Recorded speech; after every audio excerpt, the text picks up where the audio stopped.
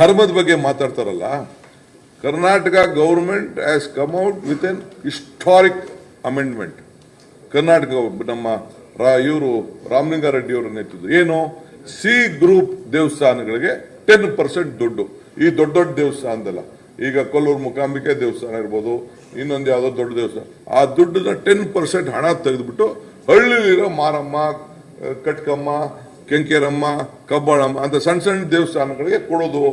ಆಮೇಲೆ ಪೂಜಾರಗಳಿಗೆಲ್ಲ ಅವರ ವಿದ್ಯಾಭ್ಯಾಸಕ್ಕೆ ಅವ್ರ ಯೋಗಕ್ಷೇಮಕ್ಕೆ, ಅವ್ರ ಇನ್ಸೂರೆನ್ಸ್ಗೆ ಏನೋ ಒಂದು ಪೆನ್ಷನ್ ಕೊಡಬೇಕು ಅಂತ ಬರೀ 10% ಕಾಯ್ದೆ ತಂದ್ರೆ ಎಲ್ಲಾರು ಉಂಟೇನ್ರಿ, ಗೌರ್ನರ್ಗೆ ಹೇಳ್ಬಿಟ್ಟು ನಿಲ್ಸವ್ರಲ್ಲ ಪೂಜಾರಿಗಳು. ಪಾಪ ಹಳ್ಳಿ ದೇವಸ್ಥಾನಗಳು, ಸಣ್ಣ ಸಣ್ಣ ದೇವಸ್ಥಾನಗಳು, ಹಿಂದೆ ಆರಾಧನಾ ಸ್ಕೀಮ್ ಅಂತ ಬಂಗಾರಪ್ಪನ ಕಾಲದಲ್ಲಿ ಆ ದೇವಸ್ಥಾನಗಳಿಗೆ ಸುಣ್ಣ ಬಣ್ಣ ಹೊಡೆಯಕ್ಕೆ ದುಡ್ಡು ಇಟ್ಟಿದ್ರು. ಇದಕ್ಕೂ ವಿರೋಧ ಮಾಡ್ತಾ ಇದ್ದಾರೆ. ಇನ್ನು ಯಾವ ಧರ್ಮ ಇವ್ರು ಮಾಡೋದು? ನಾವು ಈ ಧರ್ಮ ಕಾಪಾಡ್ತಾ ಇರೋರು. ನಮಗೆ ರಾಜಕಾರಣದಲ್ಲಿ ಧರ್ಮ ಇರಬೇಕು, ಧರ್ಮದಲ್ಲಿ ರಾಜಕಾರಣ ಇರಬಾರ್ದು. ಇದು ನಮ್ಮ ಕಾಂಗ್ರೆಸ್ ಪಕ್ಷದ ಮೂಲ ನಿಲುವು.